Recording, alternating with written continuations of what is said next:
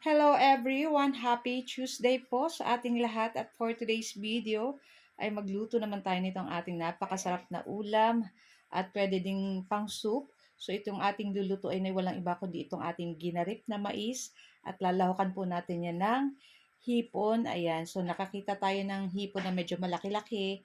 And lalagyan din po natin yan ng isang pirasong itlog at dahon ng sili. So tara na guys at samahan niyo po ako magluto and enjoy watching po. So ayun na nga sa ating kawali, maglagay tayo ng cooking oil at painitin natin.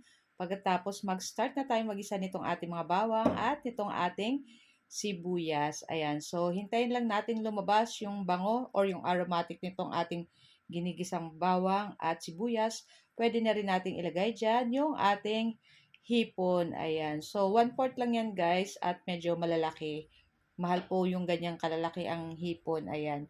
Tapos, ayan na. At ilagay na rin natin yung ating ginarip na mais. Ayan. So, 3 piraso po yan na medyo malalaki. Tapos, ginarip lang natin ng kutsilyo. So, 1/4 lang yung ating hipon kasi konti lang naman yung ating kailangan na panglahok. Saka medyo mahal po yung ganito. Ayan.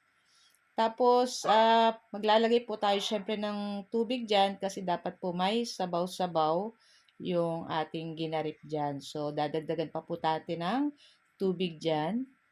Dapat medyo lubog-lubog yung ating mga mais dyan. Ayan. So, yan. Tapos, pag ganito na guys, at ganyan na yung ating tubig, ayan, lubog yung mais. Tapos, maglagay po tayo ng 1 chicken cube. At maglalagay rin tayo ng pamintang durog. Ayan, para sa ating pangpalasa. Tapos pag medyo matabang pa mamaya ay maglalagay naman tayo ng asin kung medyo matabang pa. So halu-haluin lang po natin yan at hintayin nating kumulo itong ating tubig dyan. Naku, napakasarap po nito guys at itry nyo po itong lutuin. Pwede nyo po yung lagyan niya ng carrots or kung ano pa man. So naglagay na ako dyan ng asin at medyo matabang nga. So ayun na at kumukulo na. So naglagay lang ko ng tinunaw na cornstarch. Mga isang kutsara. Ayan.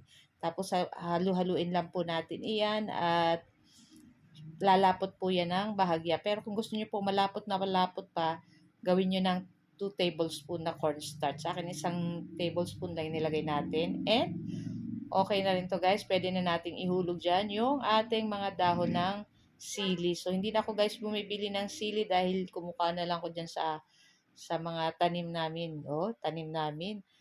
Magaganda yung tubo ng dahon ng sili namin. Kaya, hindi na ako bumibili. Pumipitas na lang.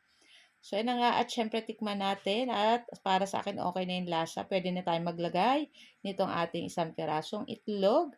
At halu-haluin po natin uli yan. So, yan lang guys. Napakadali lang po nitong lutuin. Kaya itry nyo na rin po itong lutuin. At napakasarap po nito. Pwede kayong may ka-partner ditong pritong isda or fried chicken. So, guys, thank you for watching. Bye! Ciao!